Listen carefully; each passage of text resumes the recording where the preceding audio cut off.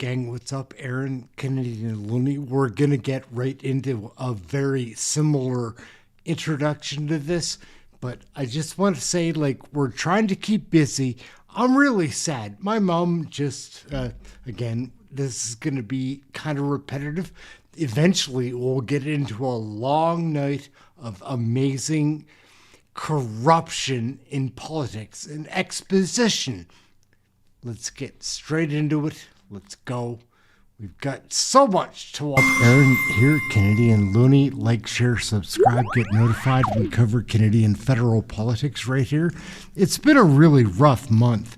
My mom passed away this month, just a couple of weeks ago, and whatever. We're focusing on this channel because I still find the politics interesting. Not much else does, interest me now, but it's just the corruption that is happening, and they're trying to dupe all my neighbors and whatever. And a lot of them around here, I live in Nova Scotia, are duped. Anyhow, we've got a string of videos here we're going to watch. We're going live to hang out in the chat room. I'll be right there on the keyboard. Thank you all for tuning in. These are the videos we like to watch. I'm pretty sure, if you enjoy these videos, check out the chat room. It's a lot of fun too. We've got a great bunch. I appreciate the chat room. Shout out to everybody there. Thank you so much to Kirk and Rhonda, Rory. It's a big help what you guys do. And anyways, let's get into the videos. Happy New Year's, gang. Let's kick it off. Frank Caputo's pissed off. Let's go. I will ask my questions on behalf of Canadians, not according to how the Liberals think I should. Where are the... how about this, Minister? You won't tell us where 30,000 people are. How many of them are lost? How many do you not know where they are? Just a number. Do you think that this is the new normal under your watch in Canada? But I believe we have... What number? What percent? Well, Mr. Caputo, if you want the correct answer, I would invite you to ask... Sorry, no, we'll have to stop the time is up. Gang, what's up? Aaron, Canadian Looney. Happy New Year. Hanging out with Sweet Pea to watch another great committee investigation video. We've got Frank Caputo here, who was ready to freak out at Minister of Public Safety Gary Ananasangre and his lack of answers, his inability to answer. Let's check it out. Happy New Year, gang. Smash the like, hit subscribe, get your Canadian federal politics right here. Let's check out Frank freaking out on Gary Ananasangre. Let's go. Angry. Minister, if you don't know the answer, please don't put the question to someone else. I just want to hear directly from you, please. Minister, how many students does CBSA currently have working for it? At this point, I can't advise, Mr. Caputo, but I can ask... 839. I'll answer the question for you. Well, as of today, I'm not so sure you could be that accurate, Mr. Caputo. I think I would ask the President to maybe offer... Well, that number came from the union, 839 in 2024. I trust the union. The question you posed, if I may correct, this is my time, Minister. I'm asking you questions. So I'll ask both of you just to make sure that we don't overlap in our comments and questions. Minister, 18.96 in 2024-2025 at Trudeau Airport. These are students who are meeting people at the point of entry, deciding whether they are letting in a terrorist or deciding whether the person they are letting in with has drugs. Are you okay with a student with 3 weeks training, one of which is for use of force, evaluating such important matters at the border? Mr. Caputo, I've had the opportunity to visit many ports of entry, including airports, and I can assure you the role of students is critical to the operation of CBSA. They're trained, they're supervised, and they don't work in a high-risk environment. So they do very important work, and they support, in fact, regular officers who sometimes are on vacation during the summer. I have no doubt, but they are the principal point of contact with people. 1 in 5 students. And you're okay with that? Mr. Caputo, I've met with many students throughout the summer, and I know they're exceptionally good people who are well trained and well supported. So they do not make decisions on high threat environments. They do their job in a routine manner, and Okay. there's at every ports of entry there are different levels of expertise that's there to support the work. Thank you, Minister. That's how many foreign nationals are awaiting deportation in Canada? Mr. Caputo, I can get back to you, or I can ask Mr. Gorman to Why advise. don't we actually refer to Mr. McCrory, VP for Canada Border Services Agency? According to Blacklocks, he said 30,000 foreigners awaiting deportation. Number one, that number is shocking. More shocking is that you don't know it. Where are those 30,000 people? Mr. Caputo, I'm not here for a spelling bee. Okay, let me be very clear. Okay, so if your intention here is to Minister, you're the Look, minister. I am. The buck I will. stops with you, Président. Minister. Ouais. Point of Buck order. stops with you, Minister. Sorry, point of order. What is it? Mr. MP Sassi? C'est la deuxième fois que ça arrive, que ça se produit. It's the second time this happens, that the two are speaking at the same time, and we can't understand anything, and I think it's difficult for the interpreters as well. It would really be important that one person speak at a time. Good interpretation, and there's a responsibility of everyone, including, if I may suggest, the staff and the Minister and the Secretary of State. Minister, a spelling bee? You equate 30,000 lost deportations to a spelling bee? I'm going to ask you again. Do you know where they are? Yes or no? There are. These people are going through a system of enforcement and removals, and I can tell you categorically that this year we're on target to remove over 20,000 individuals who are awaiting deportation removals, and next year we hope to enhance that. Last year we had over 18,000 I'm going to reclaim my time. removals. Mr. Caputo, I'm sorry to interrupt. I but get to. I'm going to reclaim my time here, with all due respect, Chair. I've asked a very concise question and I didn't get a concise answer. Minister, you do not know where these people are. In fact, the CBSA BSSE? says. Point of order, Mr. Chair. I have been attending committee meetings for over 10 years. Generally, in these meetings, ministers do arrive with their officials in the event that they want to provide additional details. I don't quite understand why Mr. Caputo, right off the bat, said that the minister isn't allowed to consult with them to provide further details. That is the norm around here. That is the procedure around here. And I would ask Mr. Caputo to provide the minister the opportunity, if need be, to consult with his officials who have taken the time to be here with us today. Thank you. On that same point of order, first of all, not a point of order. The standing orders don't tell us that we have to ask our questions in a certain way. I will ask my questions on behalf of Canadians, not according to how the Liberals think I should. Where are the how about this, Minister? You won't tell us where 30,000 people are. How many of them are lost? How many do you not know where they are? Just a number. Mr. Caputo, there's 30,000 people who are going through the system and they're going to be removed. They're in queue. We know their addresses. We know where they reside. Many of them have reporting requirements. They regularly report to our CBSA offices across Canada. There's sometimes telephone reporting. So there's ongoing monitoring for those who are being removed. I beg Not in your all pardon, cases, Minister? but the vast majority of cases. I beg your pardon. You said we know where they are. Okay. We have 30 more seconds. And Actually, I have a minute and 22 more seconds, Mr. Chair. The point of order should not count to my time. Minister, how many, this was asked in committee, I believe it was, quote from Mr. McCrory, we don't track the location of every individual. Now, you just told us you know where everybody is. We track their locations, and yet the VP of CBSA contradicted you in a story from Blacklock. Point of order, Mr. Are you Chair. wrong, or is he wrong? No, that's Point of order. My question. Mr. Ramsey, Minister has, dans la réponse du ministre, il a dit qu'il ne In savait. his answer, he said he did not know where every individual was, and Mr. Caputo has said that he did know where all these people were. And she should at least listen to the answers. Well, none of these are points of order, and we're talking about relevant information. but we cannot allow the exchange between the minister and Mr. Caputo to be interrupted endlessly. So I think everyone's understood. We expect that the conversation will be fluid. And I'm telling Mr. Caputo that we are effectively going to give him 30 more seconds, given the interruptions. But in future, we will take time away because points of order are not part of the exchange.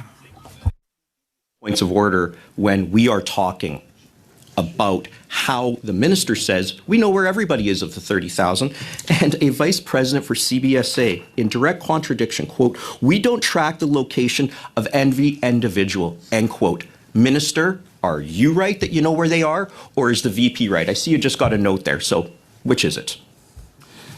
Mr. Caputo, we have addresses for individuals who are in the removal queue. So you're telling us you are confident you know where those 30,000 people are? Not every single one of them, but I believe we have. What number? What percent? Well, Mr. Caputo, if you want the correct answer, I would invite you You're to the ask minister. Mr. Mr. Gorman. Caputo, You're I'm citing sorry. me, No, we'll have to Minister. stop the time is up anyway. Mr. Chair, if I may, we're here to provide concrete answers to legitimate questions that both the opposition and... Understood, Mr. Anazangari, but time is over for this particular intervention. Minister, we just heard from Ms. O'Gorman on a question from the Liberals. What wasn't included, and I'm asking you, what wasn't included in there were how many people of the 30,000 awaiting deportation orders from you, just a number. How many of the 30,000 deportation orders are on warrant right now? Mr. Caputo, I can't give you that number for as of today. What I can suggest is, if you want an answer that gives you more accurate information, I think we should ask Mr. Gorman. Do you have an approximate number? You are the minister. The buck stops with you. Do you even have an approximate number? 20%, 10%? Do you know? Like, this is your job to know this, Minister. Mr. Caputo, what I do know is that CBSA is working towards removals. We've had the highest removals last year of 18,000 individuals. This year, we're set to surpass 20, and in future years, we will be increasing those numbers. Minister, Mr. With all due respect, Minister, you have 30,000. So the 20,000 you removed last year, we have 150% more awaiting. You don't know how many are at large. Do you know how many are at large that have criminal records? Caputo, it's an evolving situation. Every single day, there's people who are added to the inventory, and every single day, there are people who are removed from the inventory because they've either left or they have regularized their status in whatever form. So, to be very clear, we are working towards removals. That's not what I asked, Minister. They're in an orderly manner. With all due respect, there's Minister, instances where we are unable to send... Minister, with all due respect, Caputo, I asked a question. I'll just ask Ms. O'Gorman, do you know the number, just the number, of what percentage are warrants of those 30,000 removal orders? Just the number, please. Approximately even. 30,000 removals in progress of people we are engaging. We have 32,000 warrants for people that we are looking for. 32, I beg your pardon? There are 32,000 warrants? People who are in our wanted inventory that we are actively looking for. I'm sorry. You have... And I'll point out, all of this is posted publicly. These aren't secret numbers. They're on the CBSA website. So you know them, but the minister doesn't. Okay. So I'm sorry. There are 32,000 people set for deportation that are on warrant, which means you don't know where they are. Am I clear? Correct. We are looking for them. And I will point out, these, as I said, are points in time. And so since we last met, we have removed more of those people on warrant. And then, unfortunately, we have had people who have absconded. These are fluid. I understand And they're fluid. 500 CBSA officers doing excellent work I don't all of doubt the that, time ma'am. to remove these individuals. Ma'am, with all due respect, we have 30,000 deportation orders. This is half of Kamloops we're talking about. That 32,000 people are lost. I'm just going to leave it there and give the time to MP Kirkland. I'm just befuddled at that number. Thank you. Thank you. Thank you. It seemed from the testimony in the beginning, thank you all for being here. I'm going to try to be very succinct because I have a very short bit of time. It sounded a lot like everything is fine. You know, we're working at this. The borders are getting there. We're getting secure. We're on our way, and it feels like, you know, you're saying everything is fine. But Minister, this question is for you. Violent crimes in Toronto is up 60%. Homicides up 62%. Sexual assaults up 73%, and extortion up 245%. Police are now telling Canadians to follow a 9 p.m. routine. Durham Regional Police, Niagara Police are asking people to shut their doors, lock their doors, put their alarm systems on at 9 p.m., keep themselves safe. Do you think that this is the new normal under your watch in Canada? Madam, Ms. Kirkland, I've had an opportunity to meet with many of the law enforcement agencies you cite, and I can say that overall the trend of crime is going down. I'm sorry, I just asked if you think this is the new normal. Well, you give a preamble, and I believe I have equal time to respond to the time that you took to pose the question. So if I may, I've spoken to a number of police services that you cite. Overall trend of crime is going down. Obviously, there's people who don't feel that way and fully recognize that there has been a number of high-profile instances. We are working as a government. Excuse me, I'm sorry, I'm sorry, I'll have to interrupt that segment. I'm sorry for that. We'll wrap it up right there, gang. Happy New Year. Like, share, subscribe. Smash the like. We cut you. Imagine if there are two men competing in the snow shoveling business, one American, one Canadian. Both start with a shovel. After the first year, the American gets enough investment to buy a snowblower. The Canadian gets enough to buy a bigger shovel. Happy New Year, gang. Aaron here, Canadian Looney. We've got our man Pierre Poilievre, leader of the Conservative Party, who is got a great ability to break things down so people can understand them. Unlike our Prime Minister, who condescends, talks above, talks down as he cons and frauds us to make Brookfield and himself richer, get his knighthood, whatever his plan is. Pierre does a great job here at breaking down what is going on in Canada. What is Carney really up to? Let's take a look and a listen. 4 centuries, alchemists promised and failed to turn lead into gold. What's most astounding about all of this is that even after each debunking, these charlatans would repackage their discredited schemes as something new with fresh jargon and different salesmen, luring wave after wave of hopeful dupes eager for golden miracles. Instead of promising to turn lead into gold, today's alchemist-in-chief, Mark Carney, promises to turn deficits into investment.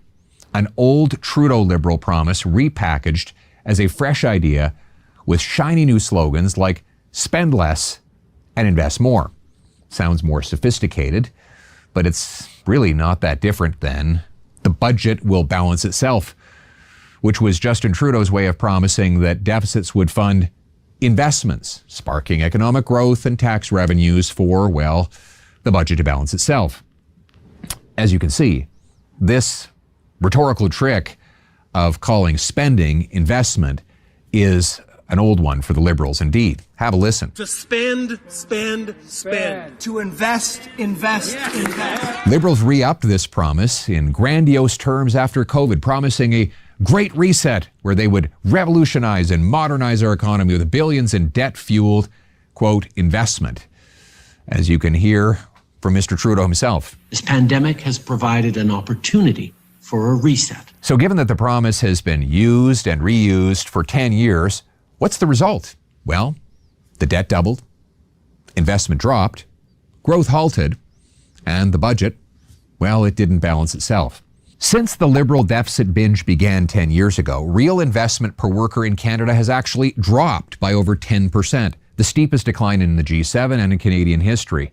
Canada's also posted the G7's weakest per capita GDP growth.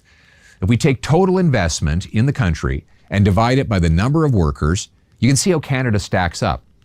Measured in American dollars, in 2024, investment per worker in Canada was $15,600, barely half the $28,600 in the US, and one-third the $23,600 in the OECD. So as you can see from this illustration, Canadian investment per worker was half of what it was in the States and a third less in the OECD. So why did deficits fail to produce investments? First, everything comes from something. Nothing comes from nothing. So where do deficit dollars come from? Only two places. Governments can print it or borrow it. If they print it, they cause inflation. And if they borrow it, they sponge up scarce funds that investors cannot invest elsewhere. So every deficit dollar the government puts into the economy, it must first borrow out of the economy. You can see it through this illustration. Right here, you see that this bank icon is lending to the farmer, to the trucker, and to the factory owner. But when the government starts borrowing the money, it moves in the other direction, meaning that the scarce supply of credit is now flowing to government instead of to productive industry. Hence, running deficits does not actually add any net economic activity. It only shifts it towards unproductive government spending away from productive investment in factories, pipelines, warehouses, tech research, and other income-generating assets. And you can notice here in the illustration as well that the Parliament icon, which represents government, it's getting bigger because the money is cycling through the government and being sopped up by the bureaucracy. And the industrial side, the farmer, the trucker, the factory owner, that's getting smaller because the money that is finally trickling back is smaller in size. So economists call this the crowding out effect. Case in point was in the 1990s, massive Israeli deficits had been forcing government to offer 6% interest on bonds, luring pension and insurance funds to invest solely in guaranteed government securities. Now, private investment stalled. But as the book Startup Nation, the story of Israel's economic miracle demonstrated, when Israel slashed its deficits and stopped selling bonds, investors had no choice but to redirect their investment to inventive new businesses, sparking a venture capital boom that gave the tiny country of about 10 million people the world's highest density of startups and more NASDAQ-listed companies than all of Europe combined. And that's a continent with 75 times more people. The second reason why deficits don't produce investment is today's deficits are tomorrow's taxes. So when businesses and people see massive government deficits, they cut back on their spending and investment to prepare for the future tax hikes they know that they will shoulder. It's called the Ricardian equivalence. Economists like Roberto Perotti and Valerie Ramy found that in advanced economies, including Canada, deficits often led to reduced private investment. In a 2019 IMF study further confirmed that a high-debt country like Canada with big deficits often prompt households to hoard more and invest less. In other words, offsetting any potential stimulus for the economy. What we need is productive private sector investment to make our costs lower and our paychecks bigger. Here's why investments matter. Imagine if there are two men competing in the snow shoveling business, one American, one Canadian. Both start with a shovel. After the first year, the American gets enough investment to buy a snowblower. The Canadian gets enough to buy a bigger shovel. After the second year, the American gets enough investment for a big snowplow on the front of a big old truck. The Canadian finally scrapes up enough investment for a bigger snowblower. The guy with the snowplow, the American, can shovel a lot more snow at a much lower price. Because he clears more laneways, he makes more money and has a bigger paycheck. And ironically, because it takes him less time, he doesn't have to charge each separate customer as much, so he makes more and they pay less. On the other side, the guy who's still using the snowblower, he has to charge more because it takes him more time to do the work and he ultimately makes less money. His customers pay more, he makes less. No wonder we in Canada are making less today. Because Canada's investment per worker is half of what it is in the States, we have to work harder and harder for less and less. What we make depends on, well, what we make. Economists call this productivity. It's a big fancy word for something really simple. Productivity is the amount of income generated per hour worked. Here's the formula. GDP divided by the total number of hours worked in the economy each year. And measured in US dollars, Canada has a productivity per hour of $75. In the US, it's $97, a third higher. In other words, in less time, the American worker can make a lot more money.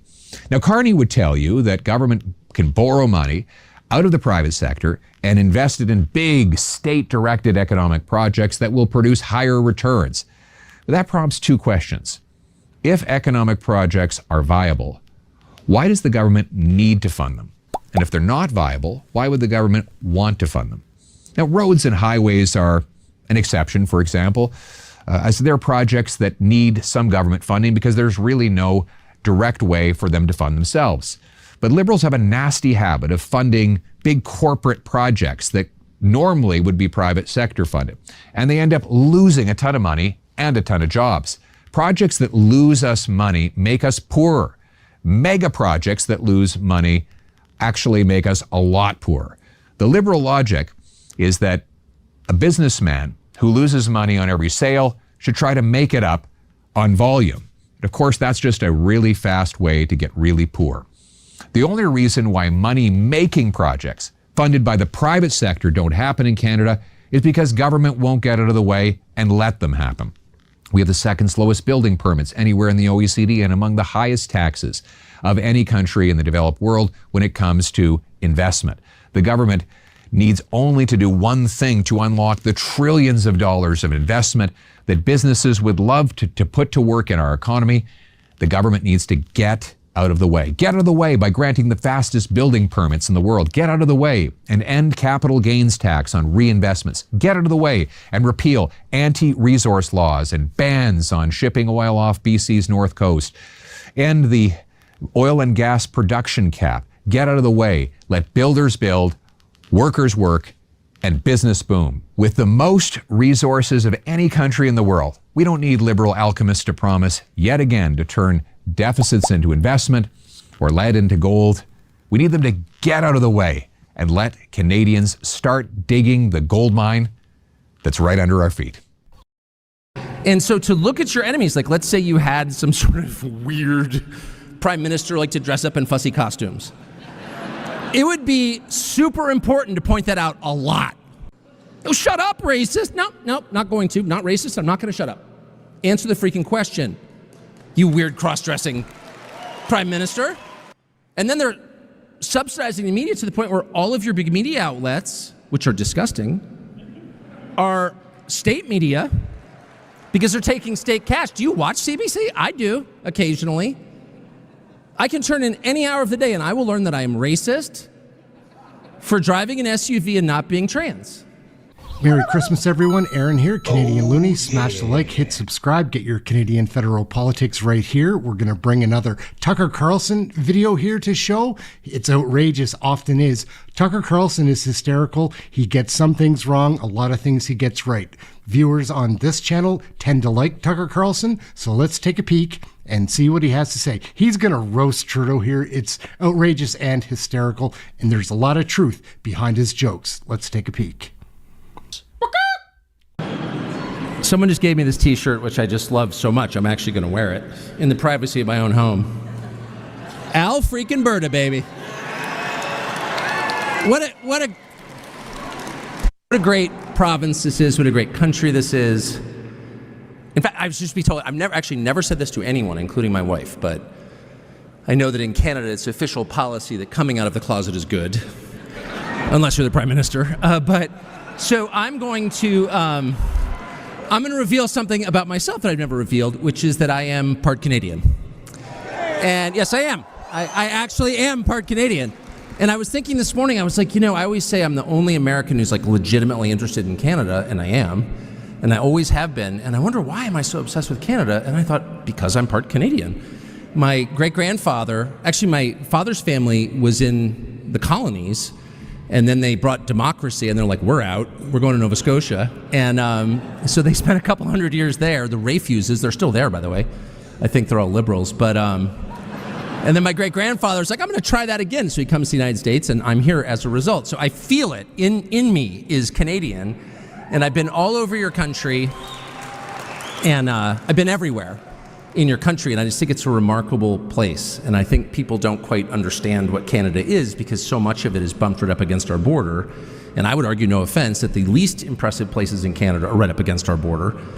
But once you get past that, it's just unbelievable. I've been to this city a lot because of your mountains, which I just find beyond belief, really the prettiest places I've ever been. This country is the prettiest country I've ever been in.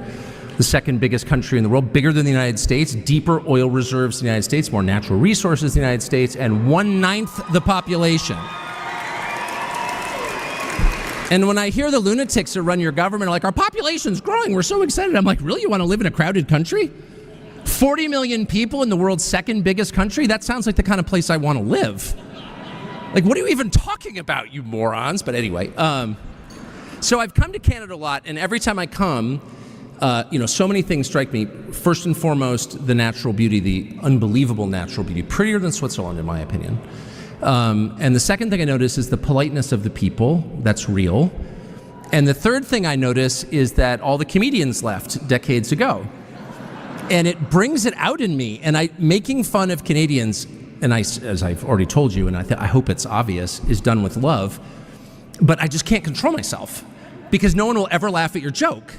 And so every time I go to Toronto, which I try not to do, but I do wind up there, every time I check in a hotel, I'm like, you guys have hot water? Like, where'd you get all the electricity? This is unbelievable. And they always have the same responses. We've had electricity for a long time, eh? Like, no, it's a joke. You don't really have sled dog parking in front. I know that. No, we haven't had sled dogs in a long time, eh? Official leader of the opposition, Pierre Poilievre, sat down last week with our global anchor, Donna Friesen. From how, given the chance, he'd push through an Alberta-British Columbia pipeline to the aftermath of party deserters, here's that interview. Mr. Poilievre, good to see you. Thanks for taking time with us today. Likewise, and Merry Christmas to you. Thanks. You too. 2025, let's talk about it. It hasn't been the easiest year for you. The Conservatives did receive 41% of the popular vote in the last election. You have a lot of loyal support right across this country, which I'm sure you're very proud of. Mm-hmm. But you didn't win the election, and you didn't win your own seat.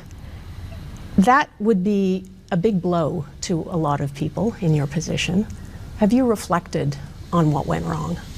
Well, I have reflected, and you're right, it is a big blow to a lot of people who voted for, in record numbers actually, voted for affordable food, affordable homes, safer streets after 10 years of inflation and rising crime. And so we always reflect on how we can continue to inspire those 8.3 million people, a record number, who voted for us, but how we can inspire even more. And so my message for the year to come will be one of hope. I think people desperately need hope, hope that they can afford groceries, hope they can afford homes. And many have put hope in me in the past, but we have to keep inspiring them so that more will do so in the future. Again, what's up? Aaron right here, Canadian Looney. I'm not going to try to sell you some stupid sticker or mislead you with a bull title. That's what Sunshine Baby does, and if you enjoy that, continue to enjoy it. His content is squat. Like, it's embarrassing the way he misleads you. He might as well be part of Carney's cabinet. Anyhow, on to the next. We've got one of the greatest speeches that I've ever witnessed in the House of Commons. This is Matt Strauss, MP from Ontario, and he is going to expose Carney's budget. Man, this guy goes deep. He's a doctor, a surgeon, even more. Like, let's just check this out. Again, Aaron here, like, share, subscribe. We're not going to try to sell you some stupid sticker or fool you with a thumbnail and fake title. We report Canadian federal politics. Get yours right here. Let's get into this crazy speech. It is a wild one. Hey, that's something everyone can enjoy. Resuming debate, reprise du débat, the honourable member for Kitchener South Escler. Thank you, Madam Speaker. This is a real doozy of a budget. It is such a doozy that perhaps this will be my last speech in this Parliament. So let's make it count. I want to start with some confessions. I believe we need to spend less and invest more. I believe we need to build Canada strong. And I believe we need to make generational investments in Canada's future. Unfortunately, this budget does none of those things. Each of those slogans are taken straight from the Prime Minister's mouth or the Liberal Party platform. We are 6 months in. The budget is 6 months late. Even with that homework extension, the budget fails to produce on each one of the Liberals' own platform promises. And this House must give their work a failing grade. Let's walk through them. The central promise, to spend less and invest more. In an April 19th Instagram video, the Prime Minister explained what he means by that. He likened it to purchasing a house, where the purchase price is a capital investment and heat and electrical are operating expenses. So let's take the first half of his promise on his own terms. Is he spending less on operating expenses? No. By their own extremely loose definition of investment, the operating expenses are going up under Budget 2025. Those following at home, please turn with me to Table A1.5 on page 233 of the budget. I ask the honourable member to please be very careful when changing pages. It is a noise that disturbs the interpreters. Close to the microphone, please. Thank you.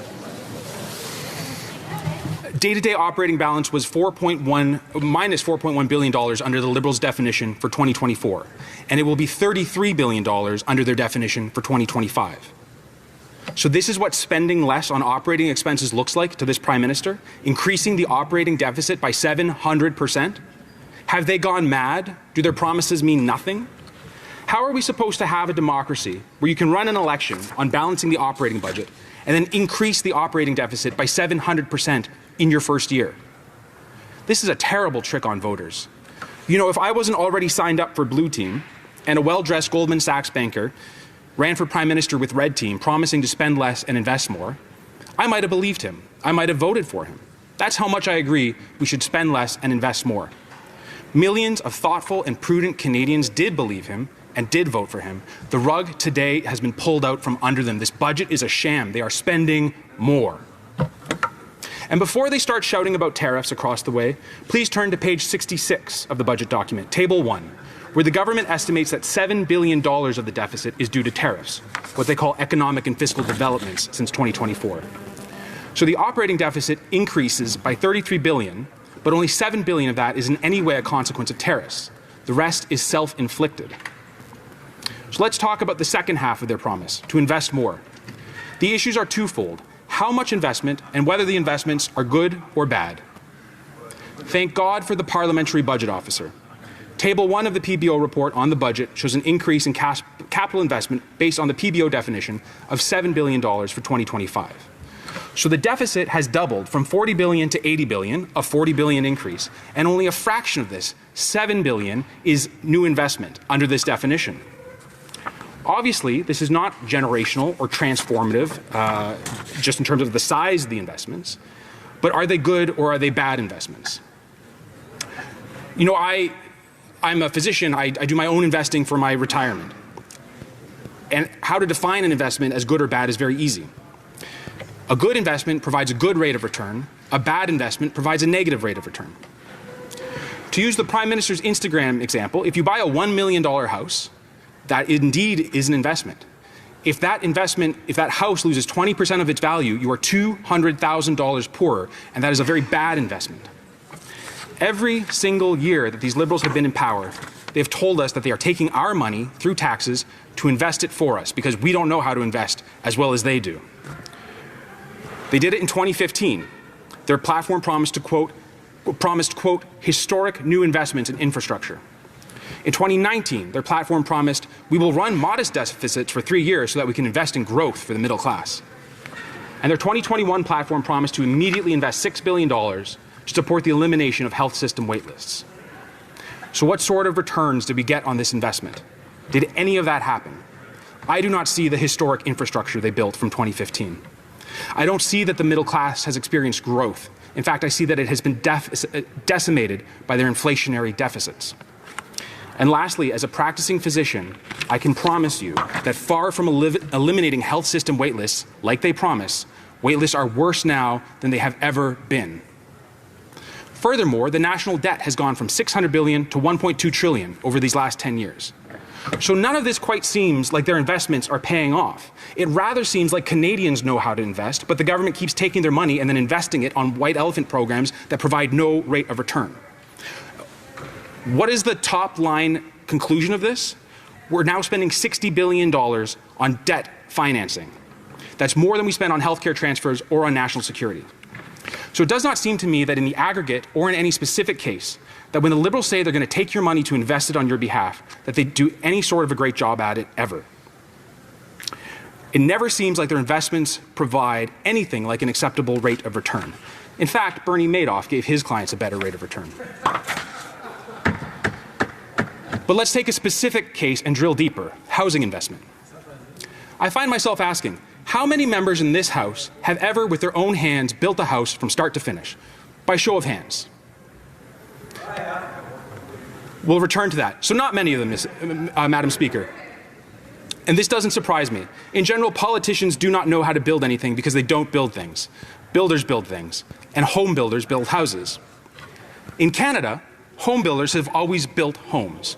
The reason they aren't building homes now is because they aren't allowed to. My friend Cal is a small-time renovator who lives in Kitchener. He bought a dilapidated house in London, Ontario. He wants to renovate it into a triplex so that 3 families can move in. He's waited months and months for the city to approve it. I have an Albanian friend, Ben. He's a mid-sized housing developer in Kitchener. He bought a plot of land. He wants to build 36 townhomes. The city fought him and said you can only build 16. He had to get lawyers and fight in the Ontario Land Tribunal for 2 years to finally be allowed to build homes during a housing crisis. My friend Mike owns a gym in Kitchener. He moved locations. To get his operations running up at capacity, he needed to put in a new washroom for a change room. It took months and months to get that permit for a toilet. In each case, it is terribly demoralizing and financially injurious to have bureaucrats tell you what you can and can't do with your own property when you're trying to build houses and provide services for our communities. In every case, and this is the issue from coast to coast to coast, it is bureaucrats who stand in the way, who say it takes 9 months to approve a toilet. Rather than standing up for against this violation of property rights and letting builders build, the federal government is going to spend $15 billion for a new federal bureaucracy to add on to the municipal bureaucracies. This won't work. It's a bad investment. So even if you thought the Liberals had perhaps turned over a new leaf after 10 years of bad investment, I'm sorry to disabuse you of this notion. Pouring money into bureaucracy will not fix the housing crisis. It is the cause of the housing crisis. We need to build Canada strong, but this budget builds Canadian bureaucracy strong. I want to make a last point about their last promise, generational investment. This budget is not providing generational investment. It is providing generational debt. They are increasing spending by a lot and investment by a little. The sum total is $2,000 of new debt for every man, woman, and child in our nation just this year. I have a 3-year-old daughter and a 1-year-old son. How could I kiss them goodbye this morning and tell them I'm going to Ottawa to vote for a budget that puts them in thousands and thousands of dollars of debt before they even hit kindergarten? I honestly ask, do the Liberal MPs have small children? Have you told them that you're raiding their college fund, foreclosing on their future to place bets on government bureaucracies that never pay off? I can't imagine they have, Mr. Speaker. In fact, I suspect that they were rather taken in by the Prime Minister's promises as well. I suspect that they did want to build Canada strong, that they did want to spend less and invest more, and I suspect many of them are feeling terribly disappointed now. To them, may I extend my warmest personal invitation to come sit next to me on this side of the House. Please stand up now if you'd like to take the offer. Thank you. Questions and comments. The Honourable Parliament Secretary to the Government House Leader. Yes, thank you, Madam Speaker. You know, interesting, the member wants to bring up housing. I did actually build a house right from the basement all the way to the top, including the roof shingles, Madam Speaker. Just gone a week, so if you want the full address, I'll be happy to provide it to you. Madam Speaker, at the end of the day, let's take a look at the leader of the Conservative Party. He was actually the minister responsible for housing. You'll never guess how many homes he built, Madam Speaker, or responsible for non-profit housing. You can count them by only using 2 hands and minus 4 fingers. Madam Speaker, at the end of the day, the Conservatives are an absolute total disaster on housing. Having said that, misinformation is a serious issue. That's right. You know, if you listen to the Conservatives, they talk about the deficit. Well, let's talk about Japan, France, the UK, the United States, Japan. These countries, all of their deficit to GDP ratio is much higher than Canada. I've got news for the member. Canada is not burning.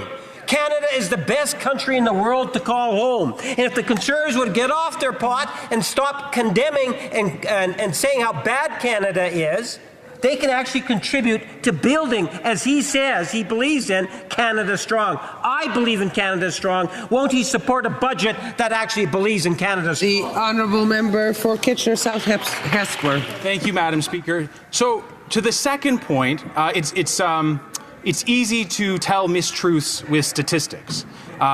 Canada's federal debt is low compared to peer countries. As a percentage of GDP, but Canada's total public debt, because the federal government offloads so many services like education, housing in some important respects, and healthcare to the provinces have taken on terrible debts. The federal government has to backstop that debt, and that is what puts us at risk of having a difficult time financing our debt, let us say. So it's important to choose the correct specifics when you're talking about a specific statistics when you're talking about a specific problem. As for my leader's record as a housing minister, this is a very tired attack. I can't believe he didn't hear the answer in the speech that I gave. Builders build homes. Housing ministers don't build homes. That's why we've had housing minister after housing minister from the Liberal side promise to solve the housing crisis. We have to get more questions. Oh, yeah. We'll wrap it up right there, gang. Aaron, Canadian Looney, like, share, subscribe, get notified. We do want people to watch, but we're not going to try to sell you something stupid, sell you some bullshit sticker, something foolish, some kind of misleading title bullshit, like thumbnails, everything that a lot of these hacks do on here. I don't find it's okay to me. Anyhow, what are you going to do?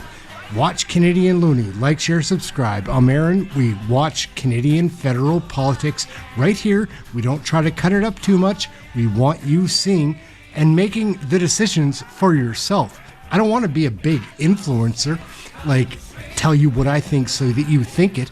I would like to show you the information so that you have it. Make up your own mind. Go right ahead. That's the game we play here. Not like this foolishness selling you stickers and wasting your money on memberships that you can't really afford.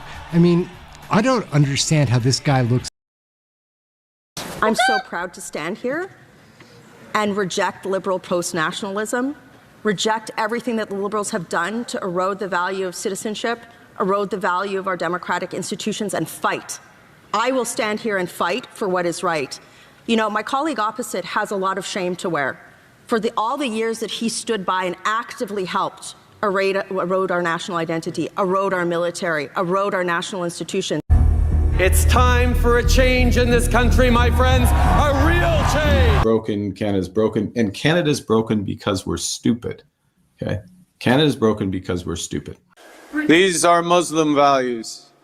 These are Canadian values. I think it is extraordinary that Mark Carney has become the Prime Minister of Canada. He did a terrible job in Britain. How many kids did you molest with Jeffrey Epstein? More than just elbows. Gang, what's up? Aaron here, Canadian Looney. We've got Michelle Rumpelgarner going to deliver an epic speech. Like, share, subscribe, get your Canadian federal politics right here.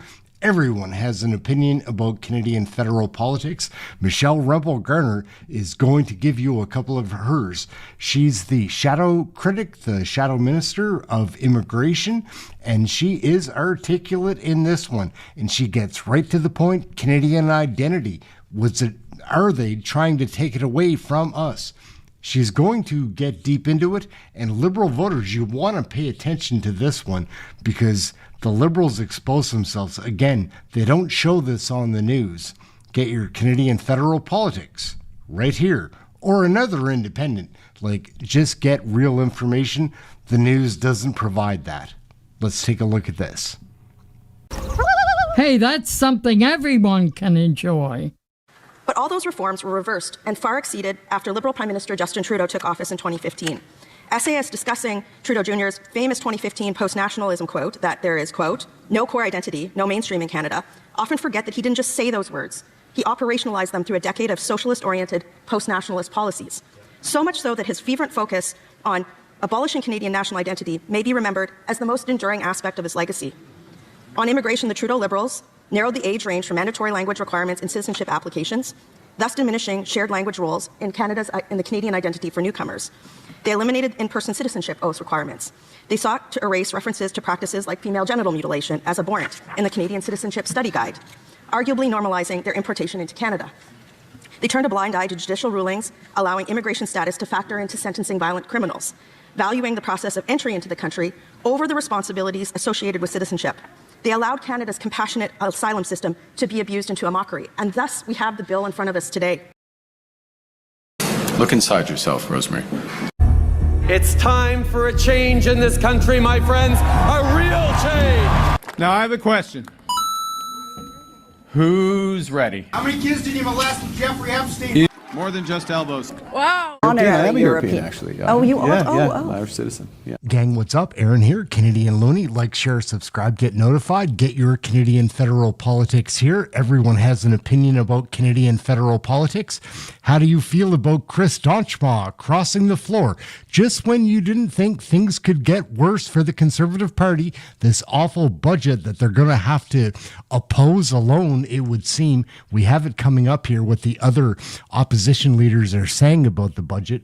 But first, we're going to look at sellout Chris Donchma, who crosses the floor because he wants the robes. He wants that big speaker role. Oh, it's ridiculous.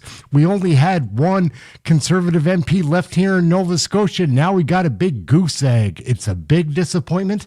Chris Donchma, I thought you were an okay guy. I question that now. Let's take a look and a listen to what happened. And Mark Carney is so arrogantly pompous about this traitor to the Conservative Party. Like, we'll have a visit with Michelle Ferreri. She's a former MP from the House of Commons. She'll give her 2 cents on the budget and Chris Donchma. Let's get into this. Let's take a look. Aaron right here, Canadian Looney. Like, share, subscribe. Let's get into this. Let's take a peek. Chris Donchma, did you sell out for the wrong reasons? Let's take a look. Hey, that's something everyone can enjoy. Longtime Nova Scotia MP Chris Donchma has resigned from the Conservative caucus to join the Liberals. 2 Conservative caucus sources confirmed his resignation, one describing it as stemming from a personal grievance. The move follows comments he made to Politico yesterday, saying he was considering crossing the floor to the Liberals and would make a decision after reviewing the federal budget. With the expected floor crossing, the Liberals will soon hold 170 seats, just 2 short of a majority. I want to thank my colleagues from the National Capital Region for joining me, and I would especially like to thank Chris Donchma, the Member for Parliament for Acadie, Annapolis. I'm honored to welcome him as the newest member of our government caucus. Chris's decision to join the government caucus at this crucial moment for our country is exceptionally valuable and important. Let's start with the story of how I got here. I would think over the last number of months, I wasn't feeling that I was aligned with the ideals of what the leader of the opposition had been talking about. So I've been sort of re-looking at what my career is bringing and what I can do for my constituency. So over the last little bit, talking to many of my friends in the Liberal Party, as Deputy Speaker, I got to know a lot of those members personally, ask questions, see what's going on, and understanding the point that we are in Canadian history, where it's time to actually try to lead a country, to try to make it better and not try to knock it down. not to continue to be negative. In my case, as a Nova Scotian, we're always trying to find ways to work together to solve issues that are important to our communities. And I didn't see it by sitting in the opposition. I saw it by being a part of the government caucus. Sorry, and just in terms of how many other Conservatives feel the same way that you do that are currently sitting in caucus? Yeah, I would suggest that there probably are those that are in the same boat, but I will let them tell their stories if that time comes.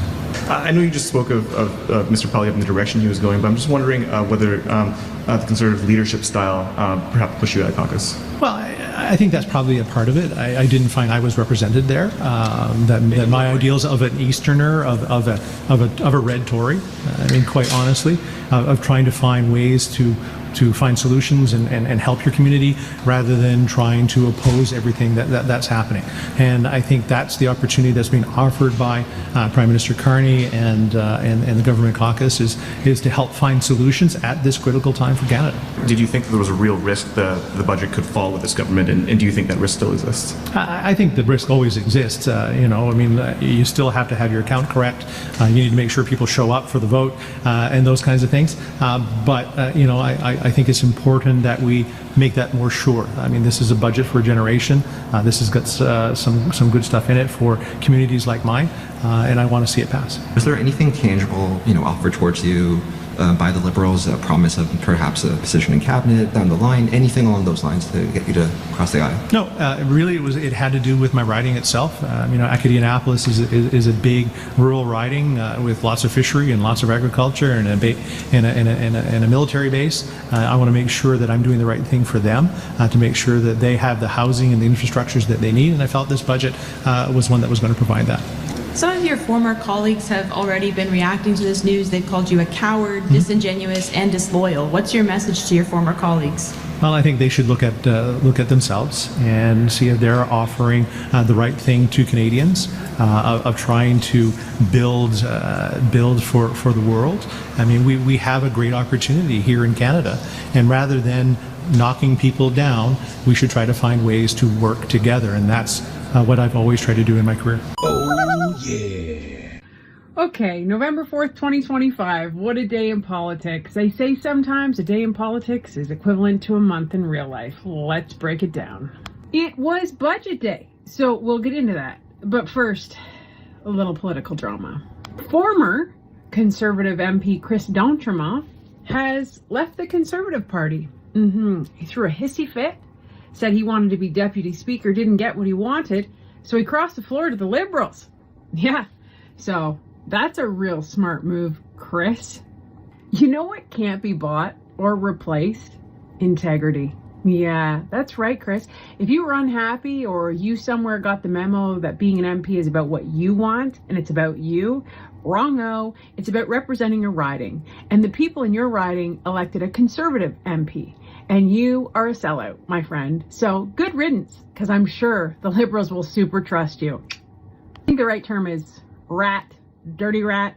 Anyway, moving on. Mr. Carney and his amazing fiscal outlook. Remember this guy, that banker? He's going to fix all our economic problems. He was the same guy that was giving Justin Trudeau financial advice for the last 10 years.